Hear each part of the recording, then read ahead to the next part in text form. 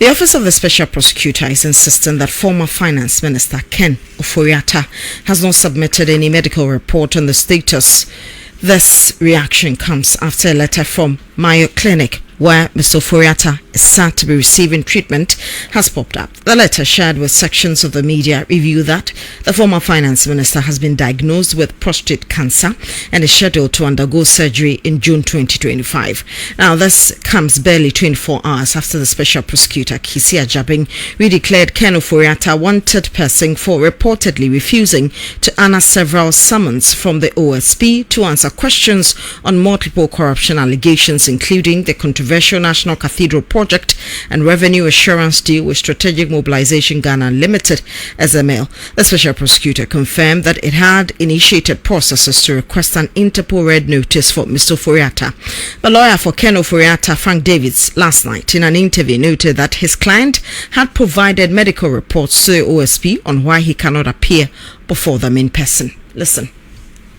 Even in the light of what we have clearly indicated to him with medical support, he still thinks that he can go ahead and just abuse his discretion and do what he says he's going to do. It is up to him. He really declared him as a wanted person. He has put him on the red alert notice.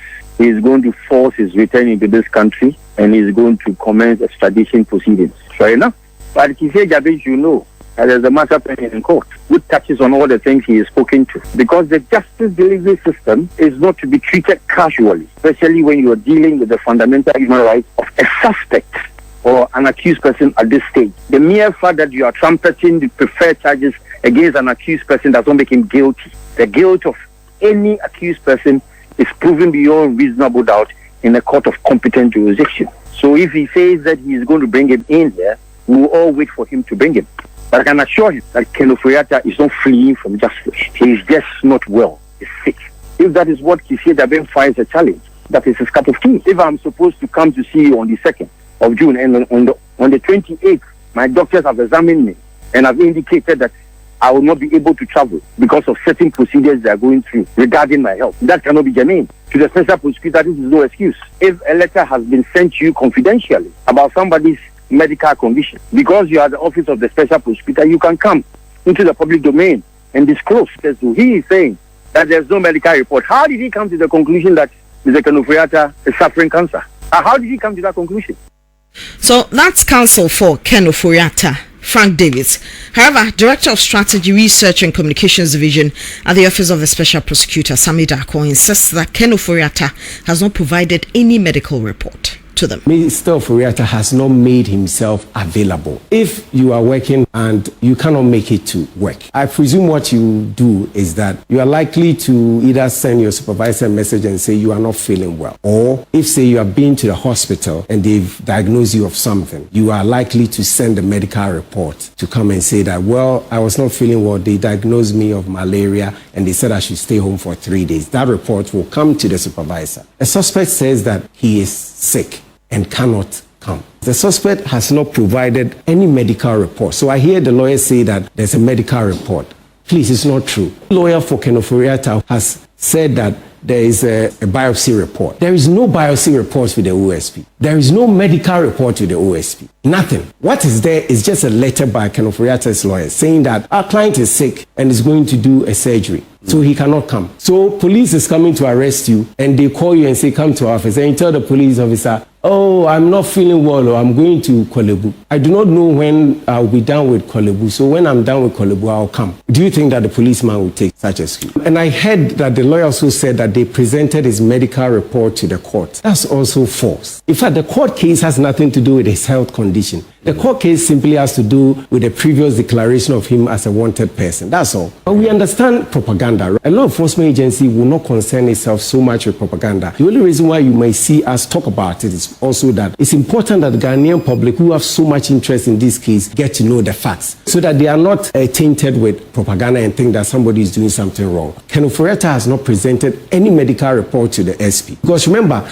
if you're able to present a certified medical report by a hospital administrator, are you aware that law enforcement agencies are also required to do an independent assessment of your report to be sure whether it's even true. Lawyers for Ken Ofori Atta, they told you that they have presented his medical report to the court. If you presented a medical report to the court, it's a public document. It's no longer a secret. Remember, this is a very public interest case, especially when they themselves were all over yesterday talking that they have presented a medical report to the court. In essentially, you are just saying that this is a document that is known to everybody. So if the OSP comes out and says that, well, even what they are talking about is not true, they have not presented anything, it's just they are saying to me. The OSP has been very fair. Look, law enforcement can be harsh, but what matters is what we call proportionality and fairness. But we are convinced that he is unwilling to appear. Every suspect will be arrested. We have triggered the process for him to be put on the Interpol red alert. The reason why you have to do that is that you may not be sure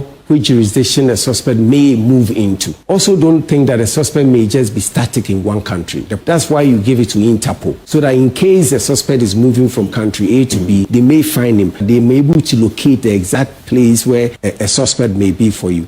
And we have also triggered the process for extradition. The Attorney General through the presidency will follow up on those processes. And then the country where he may be found will also have to cooperate with our foreign affairs has to come in and all that. It takes a while. And people have said, why did we decline video and all that? Can you arrest somebody through Zoom? Can you take a person's, say, fingerprint through Zoom? So that's Director of Strategy, Research and Communications Division at the Office of the Special Prosecutor, Sami Dakong, earlier this morning. And this afternoon, 2 letters have popped up. The first one is dated May 14, 2025. And it says, to whom it may concern us from Mayo Clinic. Dear Sir, / Madam, I'm writing to inform you that Ms. Ofori Atta has undergone an MR-guided biopsy and has been diagnosed with prostate cancer. A surgical intervention has been deemed necessary after the testing and MRI and biopsy procedures in March 2025. As I indicated in my February letter, the surgical procedure has been scheduled for June 13 with Dr. Parash Shah of the Department of Urology. It is hoped that a closer date may open up. Following the procedure, Mr. Ofori Atta will require a recovery period before he is able to travel to his home country.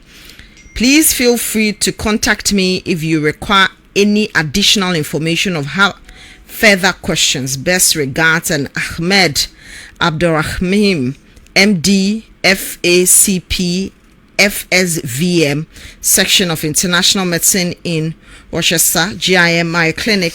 That's that letter, which has May 14, 2025 on it.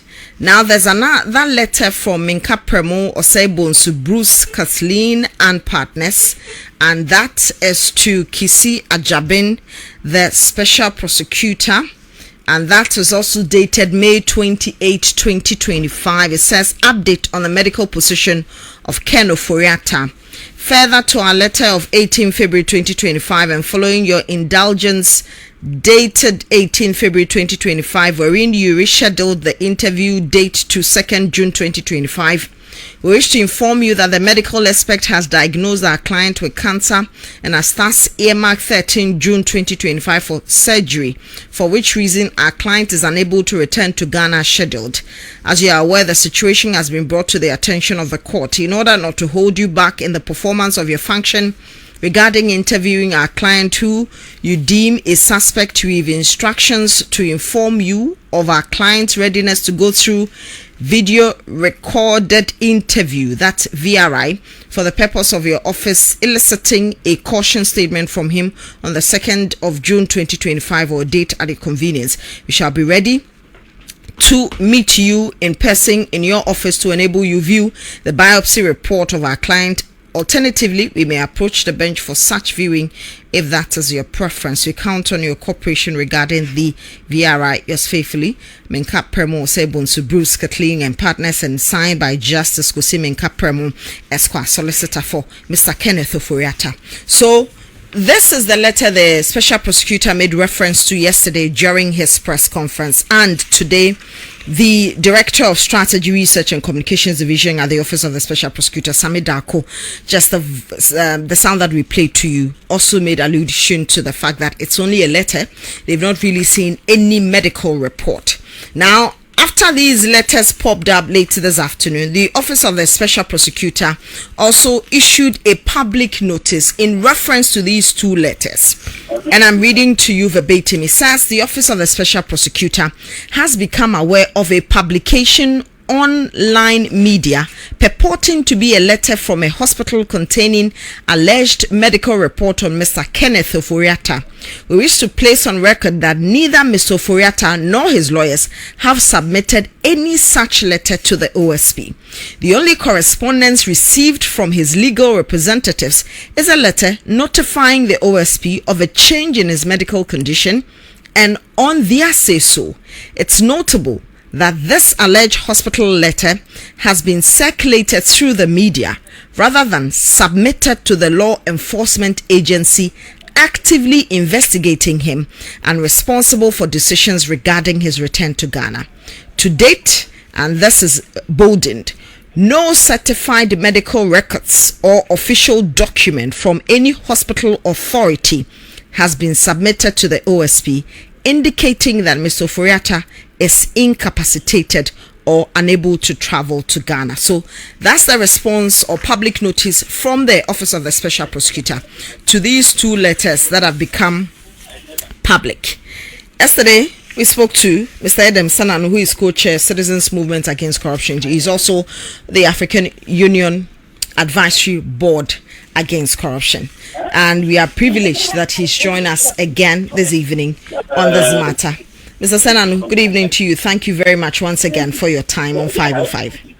Good evening, and thank you for having me.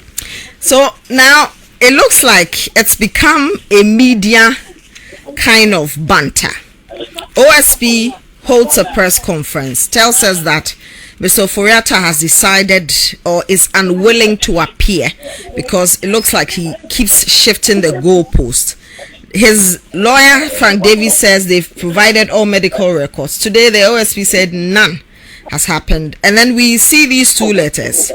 And the OSP goes back to refer to it as, look, that's the letter I'm talking about. And even there's no such letter from Mayo Clinic to us. How is this playing out for you? I'm just so intrigued at why the lawyers representing Mr. Ofori can't get this right.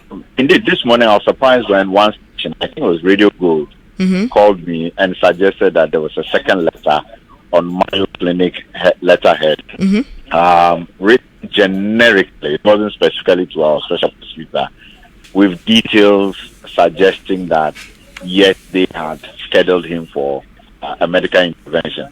And to the best of my knowledge, that had not been brought to the attention of the special prosecutor.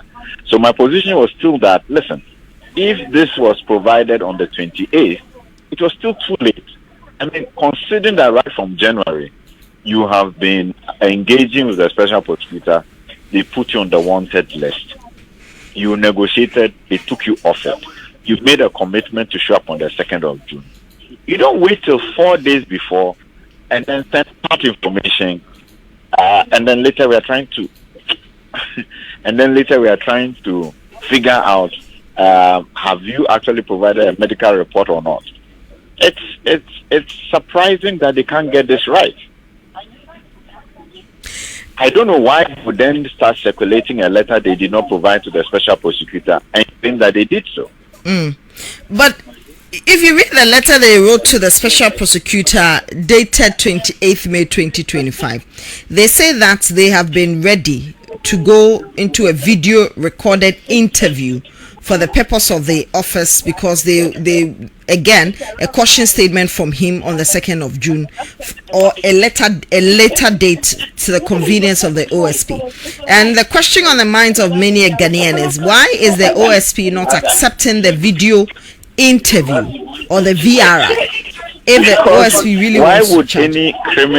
Why would anyone investigating a criminal issue choose a virtual option when, to all extents and purposes, they could find that you are culpable, and if you are culpable, and they need you physically around to take you through the rest of the process?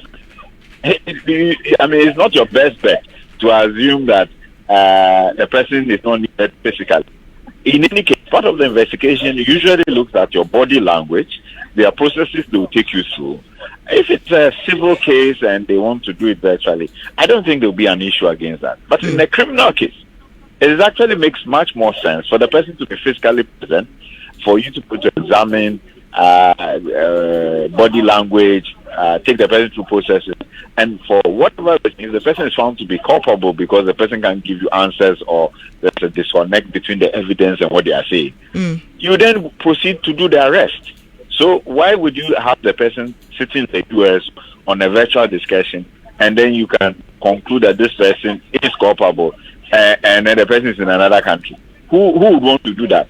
It makes absolute sense to me why the OSP or any other security agency would say you come physically, because you have 5 cases. It's not just one case, 5 separate cases. So there's every reason to think that this is somebody who should be physically here. If we make a material finding against him, we will proceed with our actions. If he were somewhere else and then we find that he is supposed to be arrested, and then that country is a country where you don't have bilateral agreements for extradition, then that becomes another complication. People will be asking you, so why do you allow this kind of virtual engagement? I think the OSP is doing the right thing by saying he should. In any case, the ordinary Ghanaian doesn't go through this kind of flexibility where you are put on a particular list, taken off the list, given the opportunity to fix your own date. He chose his own date. What are we talking about? The lawyer, Mr. Frank Davis, says that OSP says he knows where to bring him, so he should go ahead and bring him. They're just watching and waiting for him. It doesn't look like this matter is going to end anytime soon. That's unfortunate, because I think that the lawyer should be giving Mr. Ken Ofori the best of the best. He's entitled to that. In my view, they should have provided this letter they are bringing and circulating today formally to the OSP, so that then this position of the OSP would have been dealt with. Because the OSP position is simply that up to now you have refused or made it say that the documentation you provide was not credible. So at this stage, they have taken a position. This should have happened, not at once. It's too little, too late. How would we, I mean, if I say we, all Ghanaians, because this has become a topical issue for almost everybody. The OSP, on the other hand, we have some members of parliament and even the former general secretary of the NPP saying that the office of the special prosecutor is a waste of state resources and all that. How do we end this matter? I'm not ready to come because I'm not well. I have to undergo a surgery.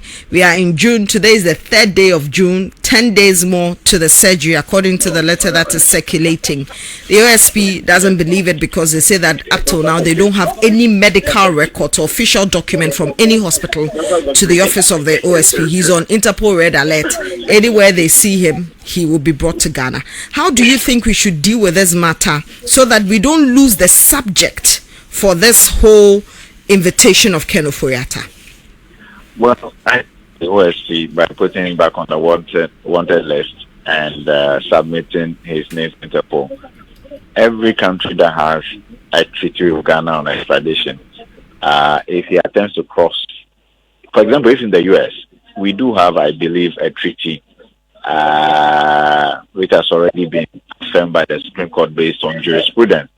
So in the US, he will be picked up by the FBI or any other security agency there and brought back to Ghana. So I think that if you're wondering how it will end, at the moment it's likely that he will be brought back to Ghana to face the full rigors of the law. I think that his lawyers should rather engage the OSP to make sure he can proceed. Wouldn't it be rather too late to now want to engage the OSP, looking at the positions that have been taken already? it is worth trying if they are this time able to provide a proper justification for what has transpired. Perhaps the OSP may consider them. Mr. Sen, I'm very grateful